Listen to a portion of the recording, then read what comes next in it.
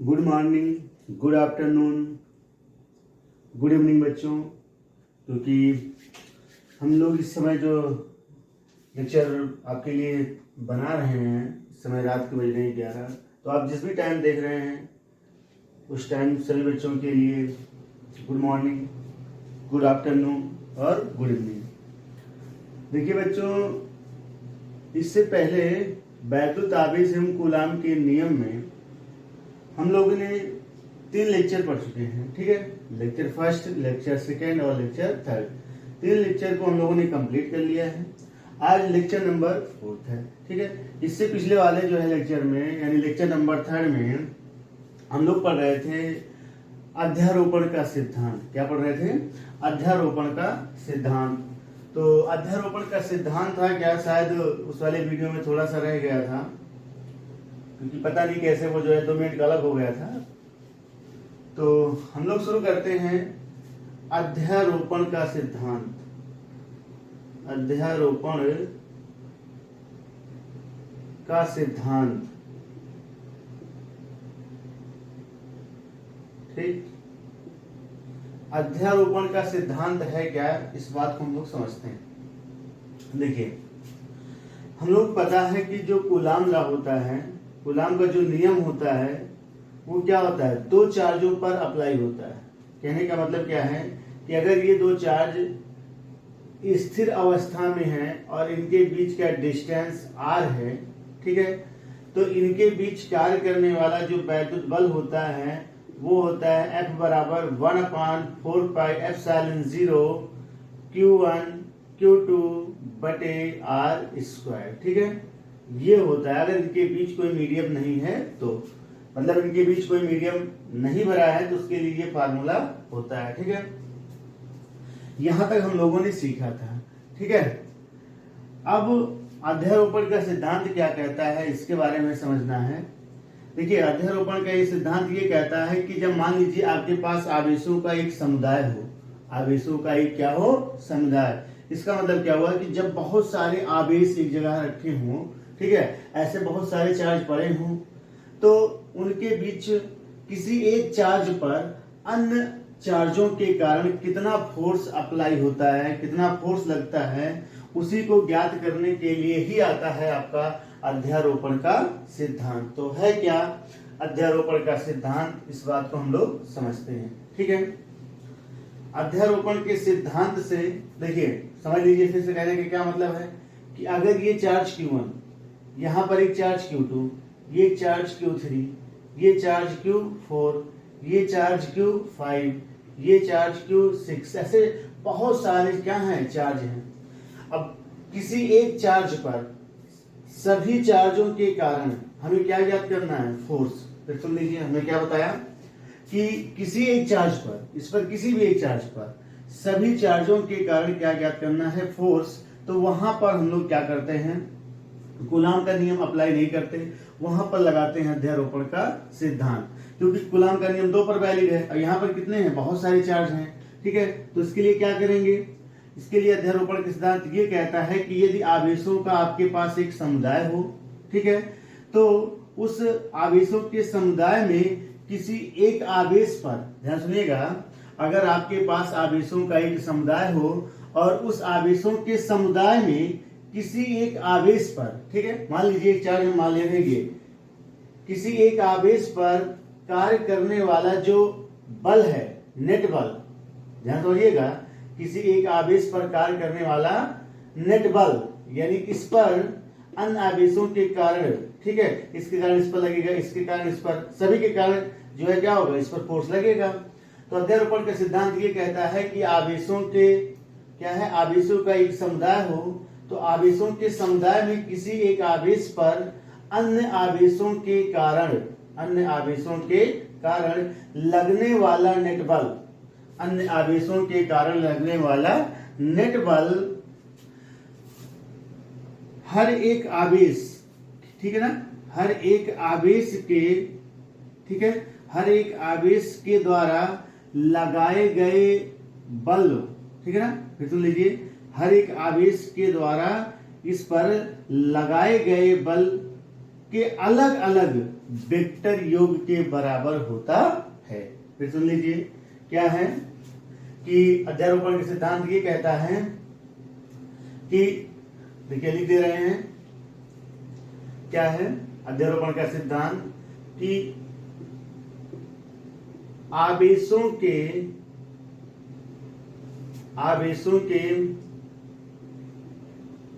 समुदाय में किसी एक आवेश, ध्यान से देखिएगा, किसी एक आवेश पर, ठीक है ना, किसी एक आवेश पर कार्य करने वाला नेट बल, ठीक है ना, नेट या कुल बल लिख सकते हैं, नेट बल, ठीक है ना, आवेशों के समुदाय में किसी एक आवेश पर कार्य करने वाला नेट बल, ठीक है, नेट बल भिन्न भिन्न आवेशों के द्वारा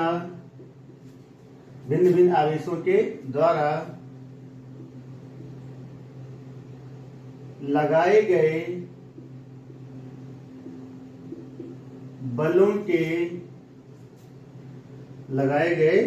बलों के सदिश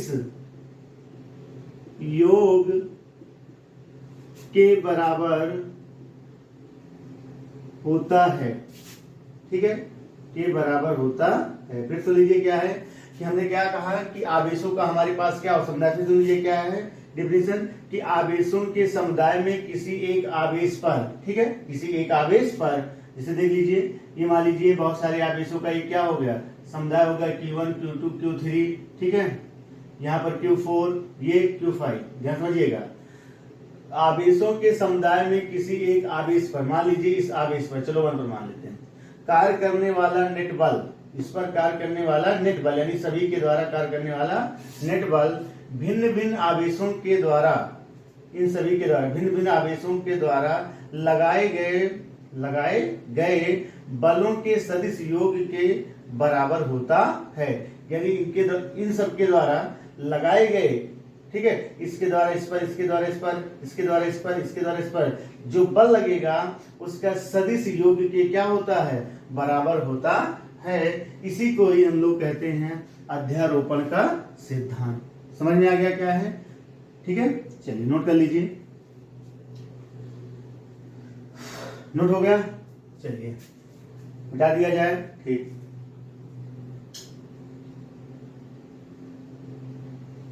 अब देखिए, अब यहां से हम फार्मूला बना सकते हैं कि मान लीजिए हमारे पास यहाँ पर Q1, यहाँ Q2, यहाँ Q3, Q4, Q5, Q6 ऐसे काट मान लीजिए बहुत सारे हैं, लास्ट में क्या मान लेते हैं Qn, ठीक है ना। तो चलिए इस वाले चार्ज पर इन सभी चार्जों के कारण यानी कि इसमें 1 2 3 4 5 6 के कारण n चार्ज पर कितना बल लगेगा उसको हम किस सिद्धांत से ज्ञात कर सकते हैं, अध्यारोपण के सिद्धांत से। कैसे ज्ञात करेंगे, वही कि इस पर लगने वाला नेट बल अर्थात, ठीक है, फोर्स Fn कह सकते हैं ना, n पर लगने वाला नेट बल बराबर क्या होगा, इस पर यानी Qn चार्ज पर इसके द्वारा लगाया गया बल कितना होगा, वेक्टर, ठीक है, N1, ठीक है ना, यानी Q1 के द्वारा n पर लगने वाला बल प्लस इसके द्वारा इस पर बल लगेगा तो कितना हो जाएगा, F n पर लगेगा, कौन लगाएगा, 2 लगाएगा, तो यहाँ पर लिखेंगे Fn2, फिर प्लस F, ठीक है, n पर कौन लगाएगा, 3 प्लस डाटा से जितने भी चार्ज होंगे उन सभी का सदिश योग कर लेंगे और वही होता है अध्यारोपण का सिद्धांत। तो नोट कर लीजिए। चलिए ठीक है, सब कुछ ओके, आ गया समझ में अध्यारोपण का सिद्धांत, ठीक है, मिटा दिया जाए। चलिए अब आज हम लोग बहुत ही खूबसूरत सा टॉपिक पढ़ने चल रहे हैं, कूलाम के नियम पर जो है कुछ न्यूमेरिकल, ठीक है, और कुछ इसके कह सकते हैं अच्छे क्वेश्चन भी पूछ लेता है यहाँ से। वो क्वेश्चन कैसे आता है इस बात को हम लोग समझते हैं। देखिए जैसे आता है सवाल कि दो हमारे पास क्या है आवेश, ठीक है, दो क्या है आवेश, उन आवेशों के बीच किसी तीसरे आवेश को कहां पर रखें कि वो आवेश कैसा हो जाए, संतुलन की अवस्था में, यानी उसको ऐसे किस स्थान पर रख दें कि वो कैसा रहे, संतुलन की अवस्था में रहे, यानी वो उदासीन रहे। उदासीन का मतलब कि उस पर लगने वाला नेट बल क्या हो, शून्य हो। फिर समझिए, देखिए मान लीजिए कि ये हमारे पास एक चार्ज है और ये चार्ज है, ये चार्ज आपका है Q1 और ये चार्ज क्या है Q2। ध्यान समझिएगा, ठीक है। ये देखिए इन दोनों को मिलाते हुए रेखा, मान लेते हैं कि ये कितनी दूरी पर है, r दूरी पर, ठीक है, कितने डिस्टेंस पर रखे गए हैं r। और ये दोनों चार्ज आवेश ये कैसे हैं, पॉजिटिव मान लेते हैं, ठीक है, दोनों धन चार्ज हैं, पॉजिटिव चार्ज है, ठीक है। अब इनके बीच सवाल ये आता है कि इनके बीच हम कोई तीसरा चार्ज, और याद रख लेना तीसरा चार्ज हमेशा मान के चलना कि वो परीक्षण चार्ज है, उसको हमेशा प्लस मान के चलना, वो चार्ज कैसा मान के चलेंगे, प्लस, ठीक है। चलिए तो इन दोनों चार्ज कैसे हैं, पॉजिटिव, इनके बीच किसी तीसरे चार्ज को हम कहां पर रखें, यहां रखें या यहां रखें या यहां रखें, कहां पर रखें कि वो कैसा रहे, उदासीन रहे। क्या रहे, उदासीन। उदासीन का क्या मतलब होता है, पहले इस बात को समझ लेते हैं। देखिए उदासीन का ये मतलब हुआ कि अगर ये चार्ज यहां पर है, ठीक है, इस चार्ज पर अगर इधर की ओर 10 न्यूटन का फोर्स लगे, सपोज करिए, तो इधर भी कितने न्यूटन का फोर्स लगे, 10 न्यूटन का, अर्थात ये चार्ज ना तो इधर मूव कर पाए और ना ही इधर मूव कर पाए, ठीक है। यानी इस चार्ज पर ये जो मैग्नीट्यूड है, ठीक है ना, जो फोर्स का मैग्नीट्यूड है वो क्या हो, इक्वल हो, लेकिन डायरेक्शन में कैसे हो, अपोजिट हो, तो ये चार्ज किसी भी तरफ नहीं मूव कर पाएगा। तो इस चार्ज को हम क्या कहेंगे, ये चार्ज किस अवस्था में है, उदासीन अवस्था में, यानी न्यूट्रल स्टेट में, ठीक है। चलिए अब समझते हैं क्या है कि हमारा क्वेश्चन ये था, पेपर में आता भी है कि दो चार्ज हैं, उनके बीच की दूरी ये है, दिया रहेगा सवाल में कि दो चार्ज हैं, समथिंग परमाणु के हैं, जो भी कुछ दिया रहेगा, या 2 कूलम या 4 कूलम कुछ भी दे देगा, और इनके बीच की दूरी कुछ दिया रहेगा। पूछेगा आपसे कि तीसरा चार्ज इन दोनों के बीच कहां पर रखे कि वो कैसा हो, उदासीन हो जाए, ठीक है ना, यानी उस पर कोई फोर्स कार्य ना करे।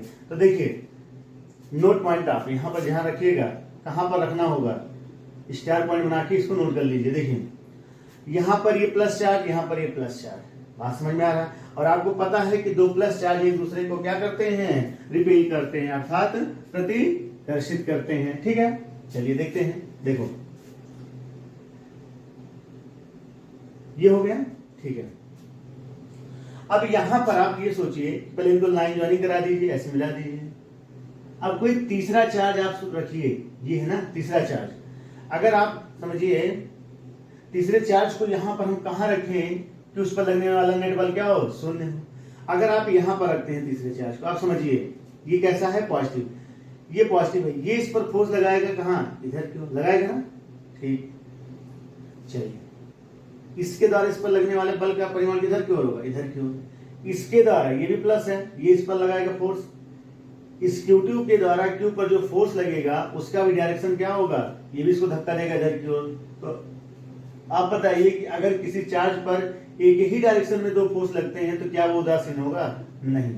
इसका मतलब क्या हुआ कि अगर दो पॉजिटिव चार्ज हैं, किसी तीसरे चार्ज को हमें संतुलन की स्थिति में रखना है, तो उसको हम दोनों चार्जों के बाहर नहीं रख सकते, ठीक है ना। क्यों, क्योंकि आपने देखा कि ये वाला इस पर फोर्स लगाएगा इधर की ओर, ये वाला इस पर फोर्स लगाएगा इधर की ओर, तो इस पर कभी जीरो नहीं हो सकता, ठीक है। वही कंडीशन इधर भी है, यहाँ पर अगर इस चार्ज को रखते हैं तो ये वाला इस पर फोर्स लगाएगा इधर की ओर, ये वाला भी इस पर लगाएगा इधर की ओर, ये दोनों फोर्स का डायरेक्शन क्या है, सेम है, यहाँ पर कभी जीरो नहीं होगा, ठीक है। चलिए अगली बात करते हैं, अगर इनके बीच में रखते हैं कोई चार्ज को यहाँ पर, ठीक है, ये हम नहीं कह रहे हैं कि इनके मिड में आप रखिए एकदम जस्ट, नहीं, आप पहले इनके बीच में रख करके चेक करिए क्या जीरो हो सकता है, कंडीशन बनती है कि नहीं।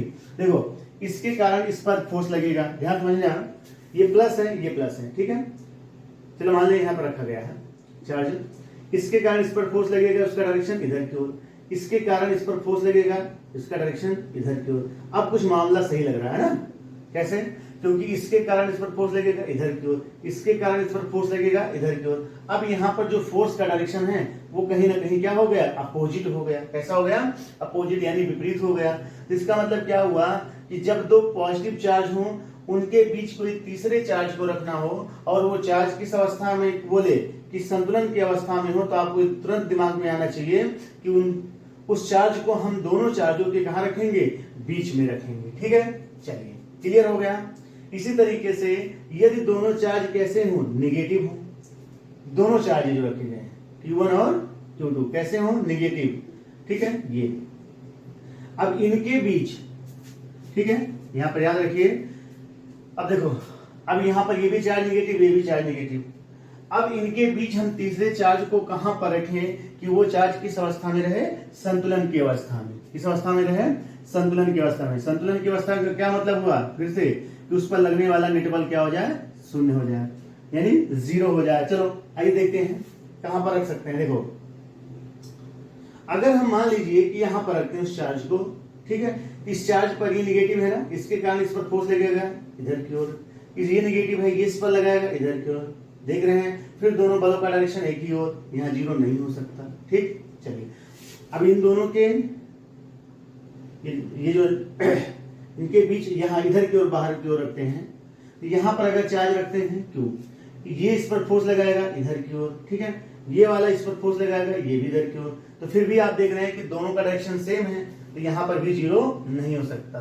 तो यहां पर नोट पॉइंट में क्या निकल रहा है कि अगर दो चार्ज, ठीक है, ये दोनों चार्ज पॉजिटिव हो या यही दोनों चार्ज क्या हो? नेगेटिव हो, और किसी तीसरे चार्ज को हमें इनके बीच में कहां रखा जाए? ठीक है ना, समझ में आ रहा है कि भाई दो चार्ज पॉजिटिव हो या दो चार्ज नेगेटिव हो, तो तीसरे चार्ज को हम कहां पर रखें कि वो चार्ज किस अवस्था में रहे? संतुलन की अवस्था में रहे। तो उसके लिए हम क्या करेंगे? उसके लिए हम लोग क्या करेंगे कि तीसरे चार्ज को इन दोनों के बीच में रखेंगे। क्लियर हुआ? चलिए नोट कर लेते हैं कि यदि दोनों आवेश धनात्मक, ठीक है, ऐसा लिख दीजिए, यदि दोनों आवेश पॉजिटिव, ठीक है, यदि दोनों आवेश पॉजिटिव या दोनों क्या हो? चार नेगेटिव, प्लस क्यू और ये माइनस क्यू दोनों, यदि दोनों आवेश प्लस हो या दोनों आवेश क्या हो? माइनस हो, तो संतुलन की स्थिति में, संतुलन की स्थिति हो, तो संतुलन की स्थिति प्राप्त करने के लिए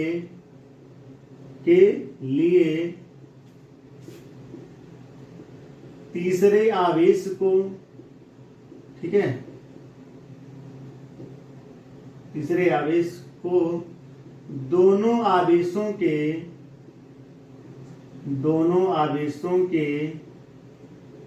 बीच में रखा जाएगा।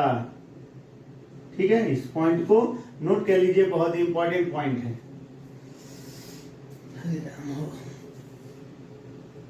बड़ी गर्मी हो रही है भाई, याद होगा। चलिए ठीक है, नोट कर लीजिए। हमने क्या कहा? दोनों चार्ज पॉजिटिव हो या दोनों चार्ज नेगेटिव हो, तो इनके बीच किसी तीसरे चार्ज को रखना हो और वो संतुलन की अवस्था में हो, तो उस चार्ज को हम कहां रखेंगे? इनके बीच में। कहां रखेंगे?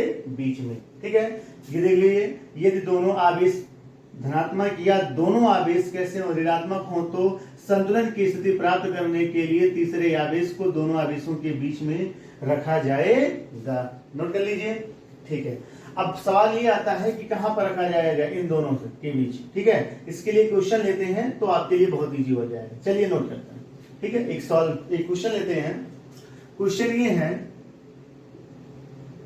कि मान लीजिए हमारे पास दो चार्ज है, ठीक है ना, ये एक Q1 बराबर मान लीजिए 1 कूलम, दूसरा चार्ज Q2 बराबर मान लीजिए कितना कूलम मान लिया जाए? चलो 9 कूलम का मान लेते हैं। ठीक है ना, एक चार्ज मान लेते हैं 1 कूलाम का, दूसरा चार्ज कितने का मान लेते हैं 9 कूलाम का।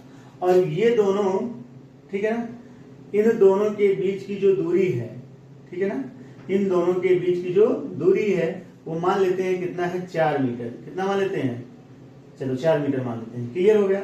हमने क्या कहा कि दो आवेश हैं, एक कूलाम का, दूसरा 9 कूलाम का, और इनके बीच का डिस्टेंस कितना है, कितना बताइए 4 मीटर।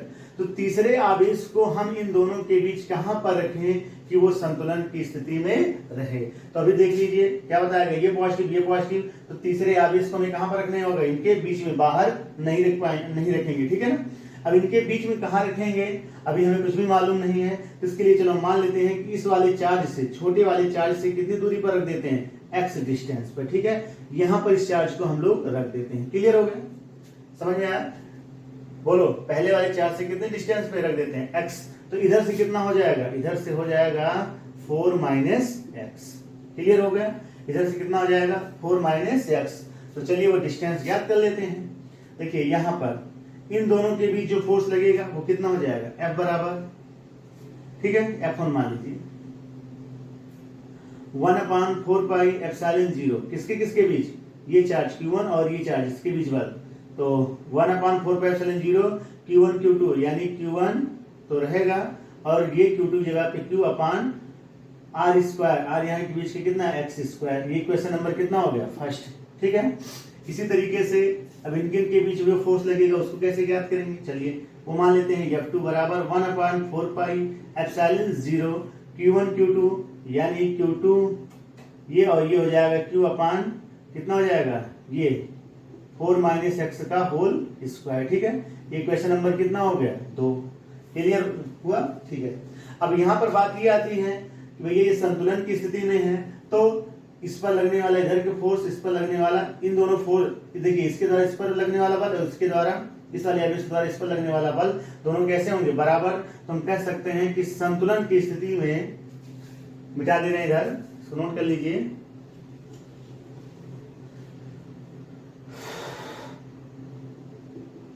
संतुलन की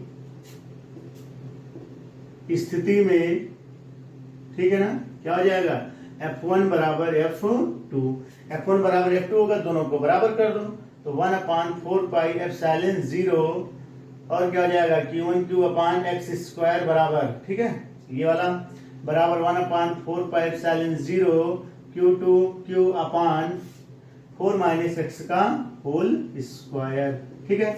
चलिए इससे ये कैंसिल हो जाएगा, ये आपका Q से Q कैंसिल हो जाएगा, ठीक है। बचा क्या, Q1 अपान एक्स स्क्वायर, Q1 अपान एक्स स्क्वायर बराबर Q2 अपान कितना आ जाएगा 4 माइनस एक्स का होल स्क्वायर, ठीक है। चलिए अब यहाँ पर रखते हैं मान, Q1 का मान कितना है 1 बटे एक्स स्क्वायर, Q2 का मान कितना है 9 बटे 4 माइनस एक्स का होल स्क्वायर, ठीक है। इसका गुणा इधर, इसका इधर हो जाएगा, तो कितना हो जाएगा 4 माइनस एक्स का whole square equal to 9x square, ठीक है। क्लियर हो रहा है, यहाँ तक समझ में आ रहा है। चलिए अब आगे हम लोग सॉल्व करते हैं, देखते हैं दिख कहां तक रहा है।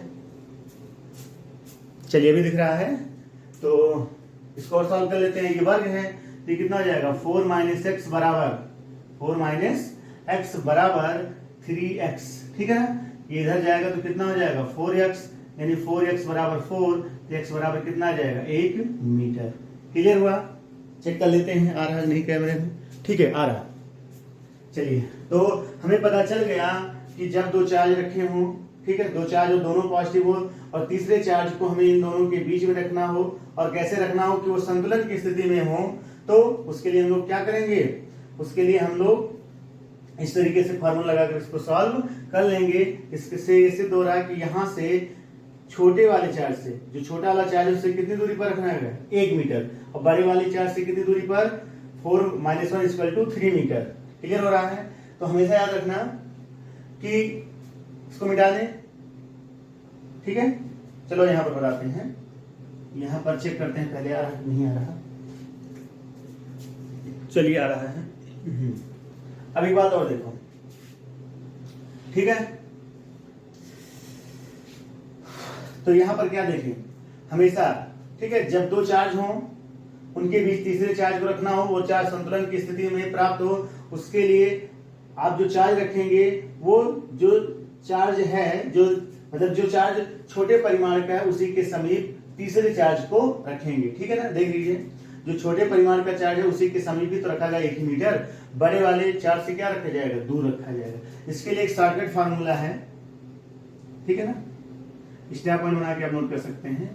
देखिए क्या है कि इतना कैलकुलेशन ना करना पड़े, उसके लिए डायरेक्ट फार्मूला। कैसे, जब दोनों चार्ज पॉजिटिव हो या दोनों चार्ज क्या हो, नेगेटिव हो, तीसरे चार्ज को हम कहां पर रखेंगे, वो संतुलन की स्थिति में हो, ये हमें पता है कि उनके कहां रखेंगे, बीच में, और कितनी दूरी पर रखेंगे।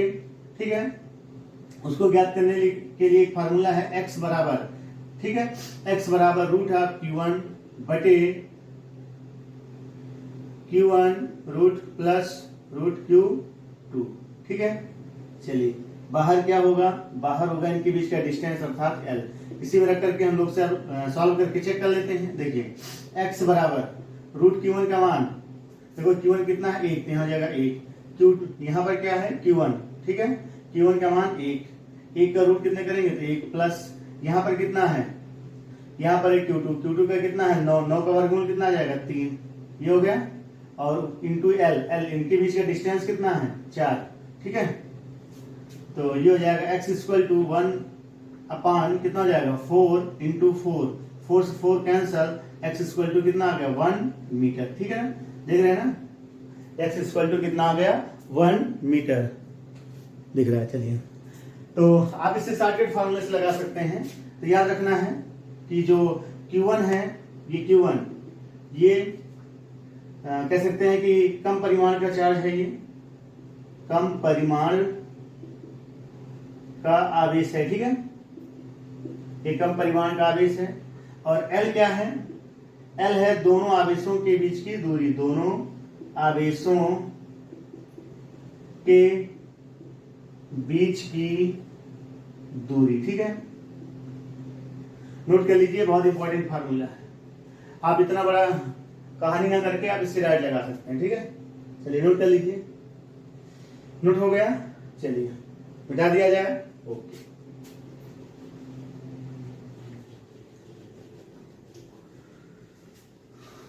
अब बात कर लेते हैं कि एक चार्ज यदि पॉजिटिव हो और एक चार्ज और क्या हो, निगेटिव हो। अभी तक हम लोगों ने क्या देखा कि दोनों चार्ज Q1 Q2 या तो पॉजिटिव या तो निगेटिव, Q1 और Q2 ये दोनों कैसे हो, या तो पॉजिटिव हो दोनों चार्ज या तो दोनों चार्ज निगेटिव हो। तो इनके बीच तीसरे चार्ज को किस स्थान पर रखें कि वो संतुलन की स्थिति में प्राप्त हो, उसके लिए हम लोगों ने कंफर्म देख लिया कि तीसरे आवेश को हमेशा इन दोनों आवेशों के कहां पर रखेंगे, बीच में रखेंगे। क्लियर हो गया। चलिए अब हम लोग बात करते हैं आगे कि अगर एक चार्ज क्या हो पॉजिटिव और एक चार्ज निगेटिव, तो मामला हो जाएगा मामला क्या हो जाएगा अलग। ठीक है, देखिए कैसे, मान लीजिए कि ये चार्ज हमारे पास Q1 और ये चार्ज क्या है Q2। ठीक है, ये है पॉजिटिव और ये है निगेटिव, बात समझिएगा। और इन दोनों के बीच का जो डिस्टेंस है वो कितना है r। अब सवाल में आपसे ये है कि तीसरे चार्ज को हम कहां पर रखें कि वो संतुलन की स्थिति में प्राप्त हो। ठीक है ना, तीसरे चार्ज को हम इन दोनों के बीच कहां पर रखें कि वो संतुलन की स्थिति में प्राप्त हो। बहुत इजी सा है, आइए चेक करते हैं। हमेशा याद रखिएगा, चेक करने वाला जो चार्ज लेते हैं वो कैसा लेते हैं, पॉजिटिव। कैसा लेते हैं, पॉजिटिव। चलिए चेक करते हैं। देखिए सबसे पहले बीच में चेक कर लेते हैं। यहां पर अगर इस चार्ज को रख देते हैं, इस चार्ज को, ठीक है ना, क्या बीच में तीसरा चार्ज हो सकता है आपकी बात की नहीं, पहले चेक करना। ये पॉजिटिव इस पर फोर्स लगाएगा इधर की ओर, क्लियर हुआ। ठीक है, ये Q2 इस पर फोर्स लगाएगा, ये तो अपनी ओर खींचता है भाई, तो ये इस पर भी बल लगाएगा। इसका मतलब क्या हुआ कि दोनों जो फोर्स है वो दोनों का डायरेक्शन क्या है, एक ही ओर है। तो इसका मतलब यहां पर जीरो नहीं हो सकता। ठीक है ना।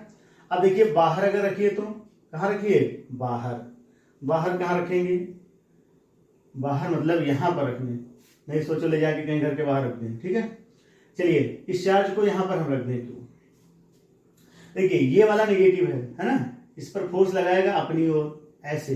ठीक, ये पॉजिटिव इस पर फोर्स लगाएगा इधर की ओर। ठीक है, क्योंकि ये पॉजिटिव है तो ये पॉजिटिव भैया हमेशा धक्का देता है। ठीक है, झगड़ा होती है दोनों में।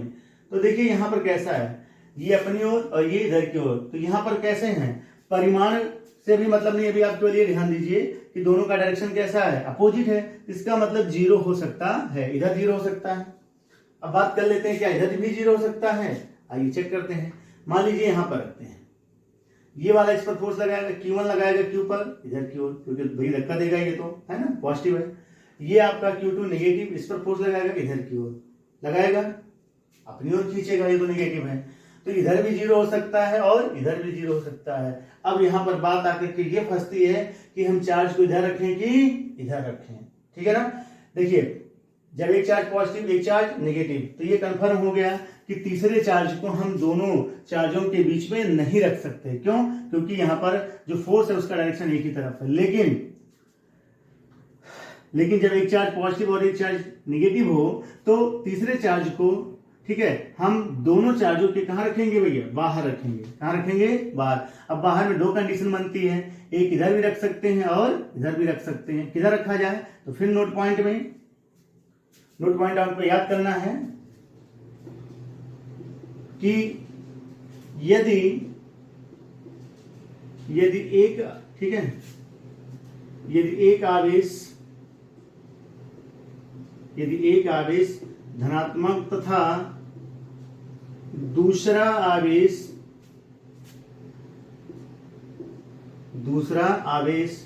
ऋणात्मक हो तो संतुलन की स्थिति प्राप्त करने के लिए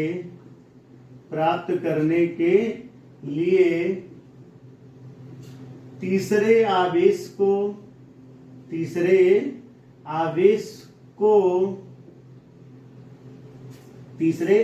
को दोनों आवेशों के बाहर तथा न्यूनतम, ध्यान दीजिएगा, न्यूनतम परिमाण वाले आवेश की तरफ या आवेश की ओर होगा। ठीक है, ये जो झगड़ा कर रहे थे दोनों कि भैया इधर रखा जाए किधर रखा जाए, तो आपको क्लियर हो गया ना कि यदि एक आवेश पॉजिटिव, ठीक है, तथा दूसरा आवेश क्या हो, नेगेटिव हो, तो संतुलन की स्थिति प्राप्त करने के लिए तीसरे आवेश को दोनों आवेशों के बाहर, इन दोनों आवेशों के कहां पे भाई, ये है ना, दोनों आवेशों के बाहर, इधर भी रख सकते हैं इधर, लेकिन कंडीशन देखो यहाँ क्या है, तीसरे आवेश को दोनों आवेशों के बाहर तथा न्यूनतम परिमाण वाले आवेश की ओर होगा। यानी इसमें Q1 और Q2 में जिसका परिमाण कम होगा तीसरा आवेश उसी की ओर स्थित होगा। क्लियर हो गया, इस पॉइंट को नोट कर लीजिए, इस पर भी एक क्वेश्चन सॉल्व कर लेते हैं।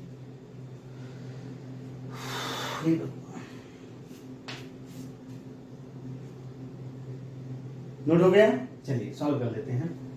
अब देखिए वही फिर एक सवाल ले लेते हैं। ये Q1 बराबर मान लेते हैं कितना है, 1 कूलम, ठीक है, और Q2 बराबर कितना आपकी बात ले लेते हैं, Q2 माइनस 9 कूलम, कितना ले लेते हैं, माइनस 9 कूलम। काम करो ना, इसको 1 कर दो, माइनस 1 कूलम कर दो, और इसको, अरे कोई दिक्कत नहीं है, कुछ भी कर दो, चलो 1 कूलम, ये माइनस और 9 कूलम, ठीक है। चलिए अब हमें दोनों के बीच की दूरी दे दिया है 4 मीटर, कितना दे दिया है, 4 मीटर। फिर वही सवाल है, खाली एक बार परिमाण बदल गए हैं। परिमाण क्या, परिमाण तो सेम है, केवल इनके जो ऊपर जो आवेश थे वो बदल चुके हैं, आवेश यानी पॉजिटिव और नेगेटिव बदल चुके हैं। तो इसके लिए हम लोग क्या करेंगे, देखिए ये कम परिमाण का, ये अधिक परिमाण का है, तो आवेश कहां पर स्थित होगा, तीसरा कम परिमाण की ओर यहां पर स्थित होगा, यानी ये कंडीशन क्या हो जाएगी, खत्म, मतलब चार्ज यहां पर स्थित नहीं होगा, ठीक है, इधर स्थित होगा। अब यहां से कितनी दूरी पर मान लेते हैं, x डिस्टेंस पर, ठीक है, इस वाले चार्ज से x डिस्टेंस पे, तो यहां से कितना होगा, अब बताइए, 4 + x हो जाएगा। क्लियर हो गया, चलो सॉल्व करते हैं सवाल को। इसके द्वारा इस पर लगने वाला बल F1 मान लो बराबर 1/4πε0 Q1 Q2/r², यानी 1 गुणे Q बटे इनके बीच की दूरी x²। क्वेश्चन नंबर फर्स्ट, फिर Q2 के कारण इस पर लगने वाला बल मान लीजिए F2 है, वो 1/4πε0 Q2 कितना है 9 इंटू, है ना, सॉरी 9 इंटू कितना हो जाएगा Q अपॉन क्या हो जाएगा इनके बीच का डिस्टेंस, यानी 4 + x का होल स्क्वायर। क्लियर हो गया? ठीक है, तो इन दोनों को बराबर कर देते हैं। क्वेश्चन नंबर 2, संतुलन की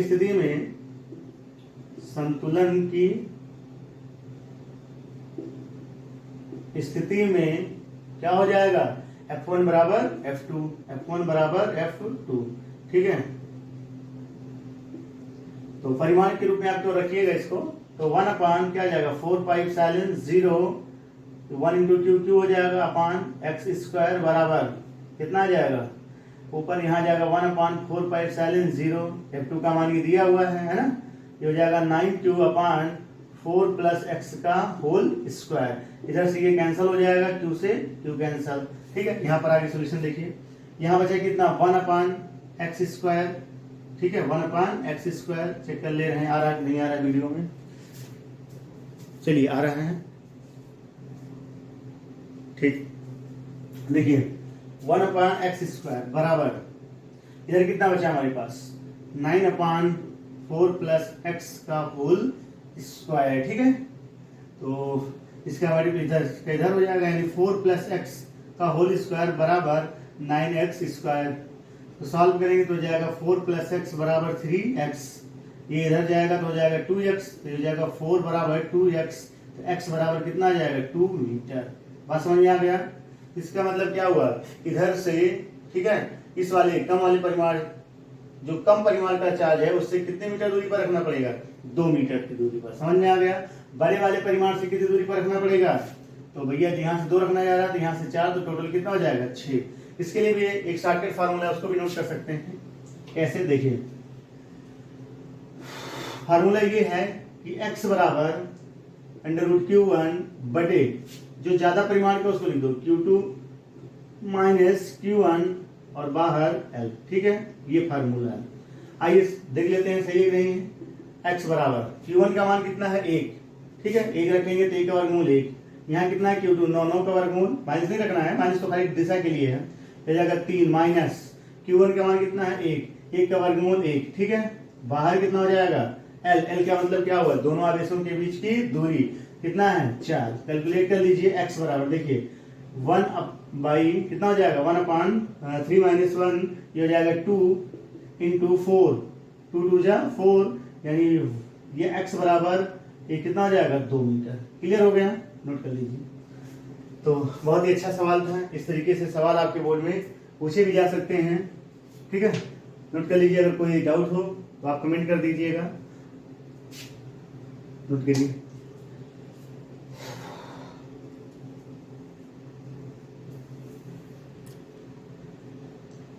चलिए मिटा दिया जाए, ओके।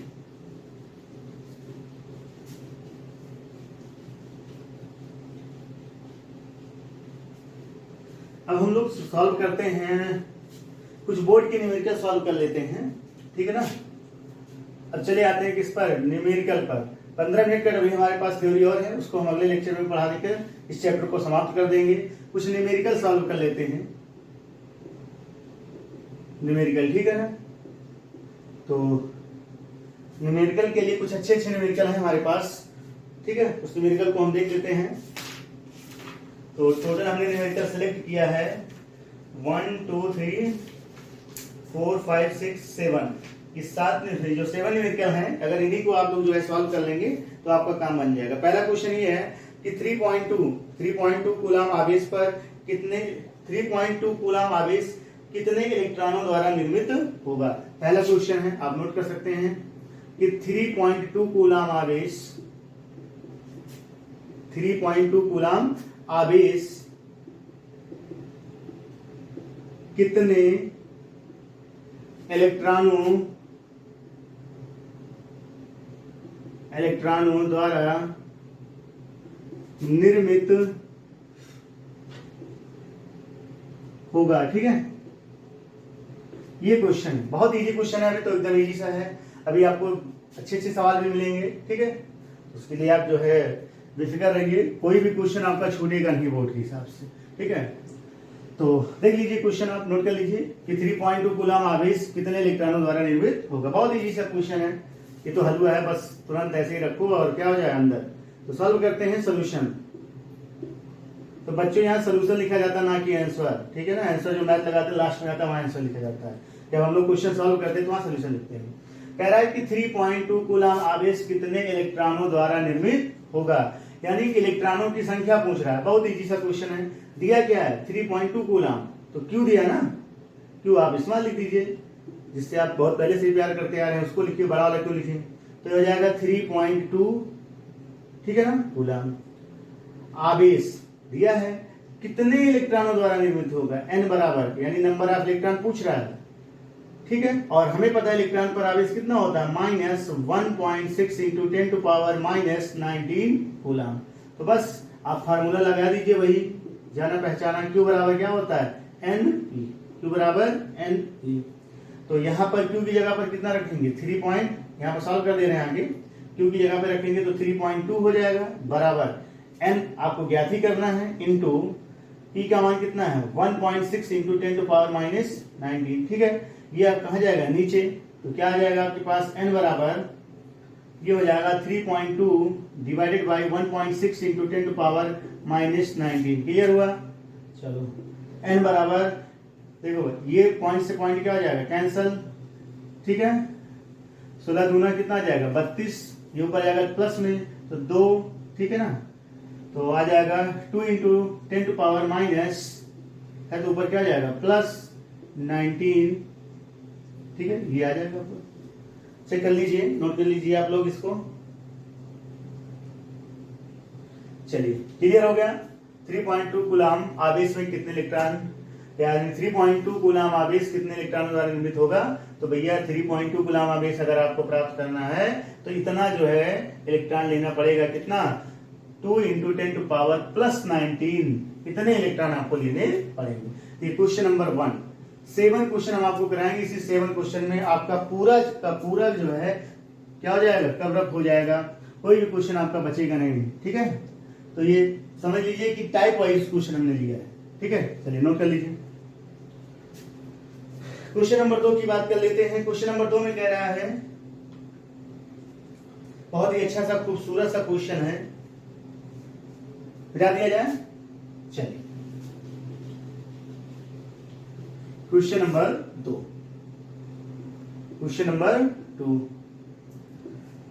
क्वेश्चन नंबर 2 में ये कह रहा है कि दो प्रोटॉनों के बीच की दूरी की गणना कीजिए यदि उनके बीच का प्रतिकर्षण बल एक प्रोटॉन के बराबर हो। क्या कह रहा है, दो प्रोटॉनों के बीच की दूरी की गणना कीजिए, दो प्रोटॉनों के बीच की दूरी की गणना कीजिए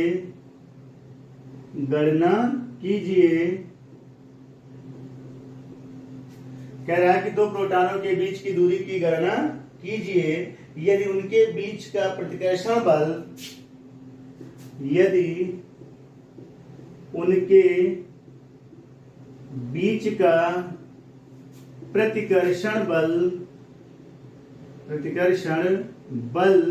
ठीक ना, एक प्रोटॉन के भार के क्या हो, बराबर हो, ठीक है ना। प्रतिकर्षण बल एक प्रोटॉन के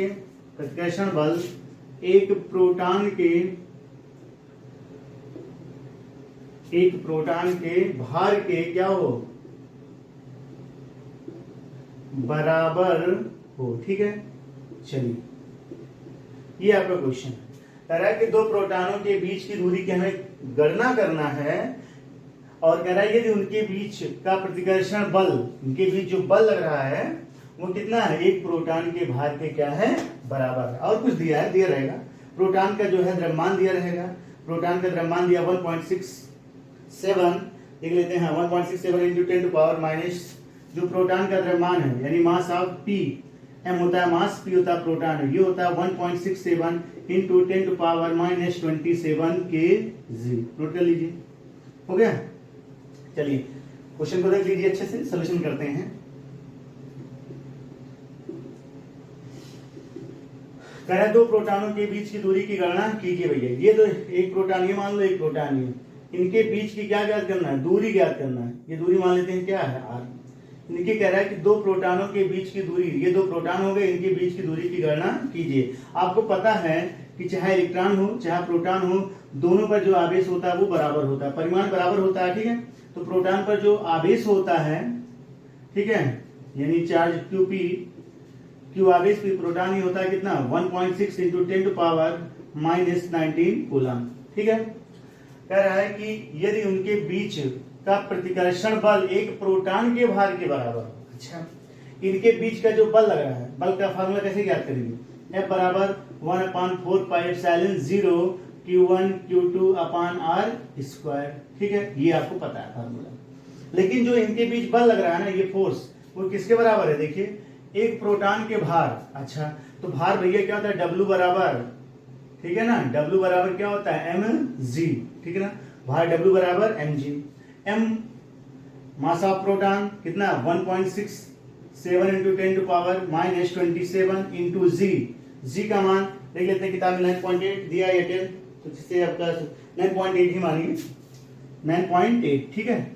चलिए, ये हो गया, हमें बल पता चल गया ना, W बराबर mg, यहाँ पर रख देंगे 1.67 इंटू 10⁻⁻27 इंटू g का मान 9.8, ठीक, फिर बराबर लगाएंगे, इसका मान कितना होगा 9 इंटू 10⁻9, ठीक है। फिर Q1 Q2 कितना होता है, इस पर आवेश ये है, यानी इंटू 1.6 इंटू 10⁻⁻19 का क्या हो जाएगा स्क्वायर, क्योंकि Q1 Q2 है तो दोनों का देख लेते हैं, आ रहा है कि नहीं आ रहा है, कट, हाँ बस आ रहा है, ठीक है।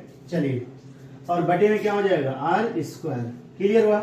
तो यहाँ से R स्क्वायर इधर ले आएंगे और ये कहाँ चला जाएगा, ठीक है, नीचे चला जाएगा, तो R स्क्वायर इक्वल टू क्या हो जाएगा, 9 इंटू 10⁻, ठीक है, 9 इंटू ये 16 है, 16 का वर्ग कितना होता है 256, यानी 2.56 आ जाएगा, इंटू ये 19 गुना 38, 10 की घात कितना आ जाएगा 10⁻⁻38 आ जाएगा, ठीक है। बटे में क्या आ जाएगा, देखिए ये कहाँ चला जाएगा, डिवाइड में, तो कितना आ जाएगा 1.67, ठीक है, इंटू 10⁻⁻27 इंटू 9.8, समझ में आ रहा है, इंटू 10⁻, ठीक है, इतना 9.8, इसको आप कैलकुलेट कर लेंगे, ठीक है, तो आ जाएगा पॉइंट, R बराबर आ जाएगा 0.11 हमने कैलकुलेट कर रखा है, यह आ जाएगा 0.119, कितना आ जाएगा 0.119 मीटर, ठीक है। आपको सवाल समझ में आया कि नहीं आया, देखो क्या कर रहा था, दो प्रोटॉनों के बीच की दूरी की गणना करना है, तो दो प्रोटॉन मान लीजिए, इनके बीच का डिस्टेंस कितना है वो हमें कैलकुलेट करना है, वो दूरी हम क्या मान लेते हैं R, और कह रहे हैं इनके बीच का जो प्रतिकर्षण बल है, प्रतिकर्षण बल का फॉर्मूला क्या होता है, बराबर 1/4πε0 Q1 Q2 अपान स्क्वायर। प्रतिकर्षण बल जो है एक प्रोटॉन के भार के बराबर, प्रोटॉन का भार यानी भार क्या होता है, W बराबर mg, m है प्रोटॉन का द्रव्यमान, g है ये वृत्तीय त्वरण, तो रख देंगे वैल्यू, ये सब कैलकुलेट कर लेंगे, आ जाएगा, नोट कर लीजिए आपके सामने। चलिए, सवाल नंबर कितना हो गया, 2, देख लें टाइम कितना हो रहा है, 48 मिनट। चलो अभी कम से कम 20 मिनट का लेक्चर अभी और जाएगा, मिटा दिया जाए। चलिए, ये हुआ क्वेश्चन नंबर 2। अब बात करते हैं क्वेश्चन नंबर 3 की, क्वेश्चन नंबर 3 की, ठीक है। कोई भी क्वेश्चन आपका छूटेगा नहीं बोर्ड के हिसाब से, पहले ही बता दे रहे हैं। एक खूबसूरत सा सवाल है हमारे पास, कह रहा है कि एक समषटभुज, ठीक है ना, प्रत्येक भुजा की लंबाई क्या है, कैपिटल L है। कह रहा है एक समषटभुज, ठीक है ना, एक समषटभुज, ठीक, षटभुज, कह रहा है कि एक समषटभुज प्रत्येक भुजा की लंबाई कैपिटल L, प्रत्येक भुजा की लंबाई,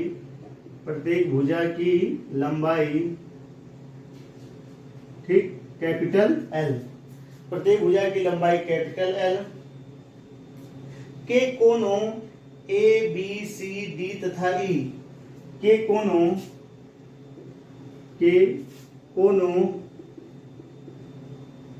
A B C D तथा ई, ठीक है ना, ए बी सी डी तथा ई, ठीक है, ई पर आवेश क्यू रखा है, पर आवेश क्यू रखा है, पर आवेश क्यू रखा है, केंद्र ओ पर रखे, केंद्र ओ पर रखे, ठीक है ना, केंद्र ओ पर रखे, माइनस क्यू आवेश पर, माइनस क्यू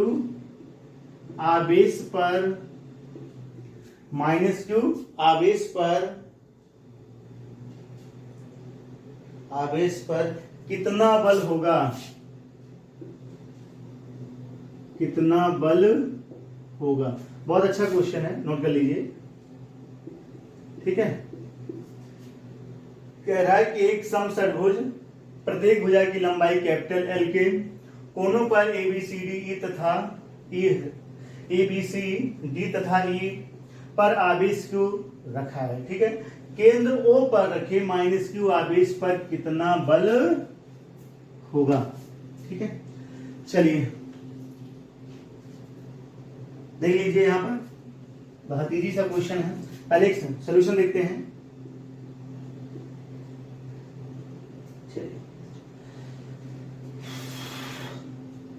यहां पर हम लोग क्या करते हैं, एक पहले सम षटभुज बनाते हैं। सम षटभुज बनाना है, ये ध्यान रखना है। सम षटभुज का मतलब क्या हुआ कि ऐसा षटभुज यानी 6 भुजाओं से घिरी हुई बंद आकृति, लेकिन सम षटभुज यानी सभी की भुजाएं क्या हो, बराबर हो, ठीक है। प्रत्येक भुजा की लंबाई क्या कह रहा है, एल है। कह रहा है एक सम षटभुज प्रत्येक भुजा की लंबाई एल है, ये एल है, ये भी एल, ये एल, एल, ठीक है। सभी भुजा की लंबाई कितना है, एल है। के कोनों A B C D E, नाम दे देते हैं ए बी सी डी और ई। क्लियर हो रहा है, ठीक है।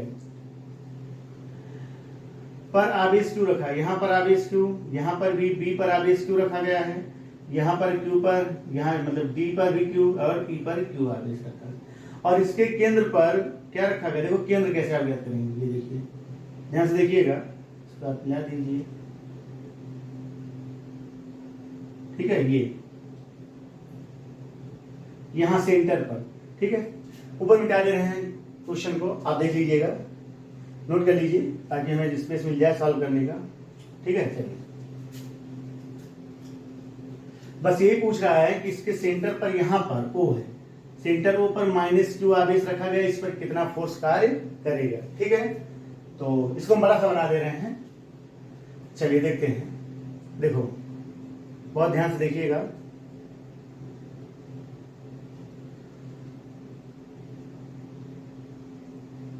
ये हो गया समषटभुज, ये बताया गया था A B C D E और एफ मान लेते हैं, ठीक है। नाम तो देना ही पड़ेगा, पैदा हो गए हैं तो। ये हो जाएगा क्यू, यहां भी क्यू, यहां भी क्यू, यहां भी क्यू, यहां भी क्यू, यहां पर कोई आवेश नहीं रखा गया, ठीक है। अब इसका सेंटर प्राप्त कीजिए, सेंटर कुछ ऐसे ही प्राप्त किया जाएगा, ठीक है। ये हो गया। चलिए, ये सेंटर क्या है, ओ। यहां पर चार्ज जो रखा गया है वो क्या रखा गया, माइनस क्यू। इसी चार्ज पर हमें फोर्स ज्ञात करना है, ठीक है। चलो देखते हैं, सुनिए। आप लोगों को पता है कि अगर ये समषटभुज है तो इसका प्रत्येक कोण कितना होगा, 120 डिग्री का। ये पूरा कोण 120, ये पूरा कोण 120, ये पूरा 120। कैसे, देखो हम लोग फार्मूला पता है कि एंगल ज्ञात करने के लिए फार्मूला पता है हम लोगों को, n माइनस कितना होता है, n-2 बाहर कितना इंटू 180, ये होता है ना। समषटभुज है तो 6 भुजाएं, जहां n क्या होता है, भुजाओं की संख्या, 6 - 2 इंटू 180, तो ये जाएगा 6 4 इंटू कितना आ जाएगा 180, ये जाएगा कितना 720, ठीक है। तो सभी ये पूरे एंगल का योग कितना होगा 720, लेकिन मुझे प्रत्येक एंगल चाहिए तो प्रत्येक एंगल को हम क्या करेंगे 6 से भाग देंगे तो आ जाएगा 120, ठीक है ना। यानी प्रत्येक कोण कितने अंश का होगा, 120 एंगल का, ठीक है। ये पूरा 120 का, ये पूरा 120, तो आधा कितने का होगा, अगर ये आधा चेक किया जाए तो 60 का होगा। ये आधा कितना 60, तो अगर देखा जाए तो ए बी सी ये सब क्या बन रहे हैं, ये ओ बी सी एक त्रिभुज बन रहा है, और त्रिभुज में अगर दो कोण पहले से ही 60 हो चुके हैं तो तीसरा 60 होगा ही होगा, क्योंकि 180 होता है तीनों का योग। ठीक है, चलो, और इनके प्रत्येक भुजा की लंबाई कितना माना गया था, एल। तो अब हमें करना है क्या भैया, हमें करना ये है कि सबसे पहले देखिए इसके कारण इस पर बल ज्ञात करेंगे, इस वाले के कारण इस पर ज्ञात करेंगे जो रखा गया, इसके कारण सभी के कारण इसी पर ज्ञात करना है। तो सबसे पहले ये डिस्टेंस तो हमें पता होना चाहिए। ये डिस्टेंस कैसे पता करेंगे, बहुत इजी है। देखिए ज्ञात किया जाए, चलो ज्ञात कर लेते हैं। ज्ञात क्या करना है, ज्ञात है ही है, क्यों, क्योंकि एक समबाहु त्रिभुज है। ये देखिए प्रत्येक कोण 60 का समबाहु त्रिभुज है, अगर ये भुजा एल है तो ये भी कितना होगा, एल ही होगा। क्लियर हो गया, चलो अब ध्यान से देखना है, इस पॉइंट क्यू को हम यहां पर बना दे रहे हैं, माइनस जो पॉइंट क्यू है, ठीक है ना, ध्यान से देखना है। ये माइनस क्यू को देखो, ये माइनस क्यू के कारण इस पर जो माइनस क्यू चार्ज है, ये माइनस क्यू चार्ज जो है, इसके कारण इस पर फोर्स लगेगा, तो ये चार्ज क्या करेगा, इसको अपनी ओर खींचेगा, अपनी ओर खींचेगा ना। उसका डायरेक्शन देखा जाए तो कहाँ है, ऊपर की ओर। तो चलिए इस पर डायरेक्शन बना देते हैं, कहाँ पर, ऊपर की ओर। अब देखो यही ये वाला जब इस पर लगाएगा तो ये वाला चार्ज क्या करेगा, इसको अपनी ओर खींचेगा, उसका डायरेक्शन कहाँ होगा, नीचे की ओर। देखिए कैसे, ये माइनस क्यू चार्ज यहाँ पर रखा है, समझिए, ये वाला इस पर फोर्स लगाएगा तो ये नेगेटिव है, तो इसका डायरेक्शन अपनी ओर होगा, तो अपनी ओर खींचेगा। तो ऐसे भी आप इसको बना सकते हैं, ऐसे, ठीक है। ये वाला इस पर फोर्स लगाएगा तो ये चार्ज क्या करेगा, इसको अपनी ओर खींचेगा, कुछ इसका डायरेक्शन ऐसे है। और देख रहे हैं कि यहाँ पर क्या हो रहा है, ये दोनों आवेश बराबर हैं, तो ये दोनों समान बल लगाएंगे, लेकिन कैसे हैं, विपरीत हैं। तो ये फोर्स मान लेते हैं F1 और ये फोर्स F2, तो दोनों फोर्स क्या होंगे, F1 बराबर F2, यानी परिमाण में बराबर हो जाएंगे। तो ये दोनों एक दूसरे को निरस्त कर देंगे, यानी कि इस चार्ज के कारण और इस चार्ज के कारण इस पर लगने वाला नेट बल क्या होगा, शून्य होगा। क्लियर हो गया, चलो अब देख लेते हैं, यहां पर जो चार्ज रखा हो, यहां पर जो चार्ज रखा है, सेम वही कंडीशन इसकी भी है, क्योंकि ये प्लस इस पर लगाएगा, ठीक है, ये वाला चार्ज अपनी ओर खींचेगा, ये वाला इसको अपनी ओर खींचेगा, तो यहां पर भी अपोजिट खत्म। तो ये देखिए इस आवेश के कारण इस आवेश के कारण अपोजिट फोर्स खत्म, इसके और इसके कारण खत्म। बचा कौन सा हमारे पास, ये वाला इस पर लगाएगा, किधर की ओर, ये चार्ज इसको अपनी ओर खींचेगा, तो बस इसी के कारण इस पर फोर्स लगेगा। तो कितना हो जाएगा, F बराबर formula 1/4 pi epsilon 0 Q1 Q2, ये भी Q, तो हो जाएगा Q स्क्वायर बटे इनके बीच की दूरी क्या हो जाएगा, L स्क्वायर। क्लियर हो गया, नोट कर लीजिए। और दिशा किधर से किधर की ओर होगा, ये O, इस पॉइंट को क्या नाम दिया गया है इस किताब में, ठीक है, कोई दिक्कत नहीं है। अच्छा, इस पॉइंट को C नाम दिया गया ना, ठीक है। डायरेक्शन होगा किधर की ओर, O से C की ओर, ठीक है, दिशा होगा O से C की ओर। ये अपनी ओर खींच रहा है ना, ये देखिए इसको अपनी ओर खींचेगा, डायरेक्शन होगा OC, नोट कर लीजिए।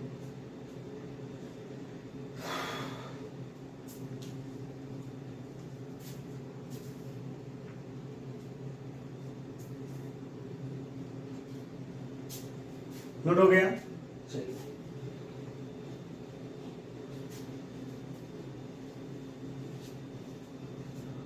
चलिए अब हम लोग पढ़ते हैं क्वेश्चन नंबर कहां तक हो गया, 3, क्वेश्चन नंबर 4, ठीक है ना। क्वेश्चन नंबर 3 तक हो गया, क्वेश्चन नंबर 4 की बात कर लेते हैं। 4th में क्वेश्चन जो हम लाए हैं वो भी बड़ा अच्छा क्वेश्चन है, ठीक है। देखिए क्वेश्चन अभी हमारे पास बहुत सारे हैं, इसलिए इसे ऐसा करते हैं कि वीडियो भी लंबी हो जा रही है, इसलिए इस क्वेश्चन को हम लोग अगले लेक्चर में देखेंगे, ठीक है। अच्छे क्वेश्चन हैं, कुछ IIT लेवल के भी क्वेश्चन हैं, तो उसको हम अगले लेक्चर में देखेंगे। इस लेक्चर में बस यहीं तक, धन्यवाद।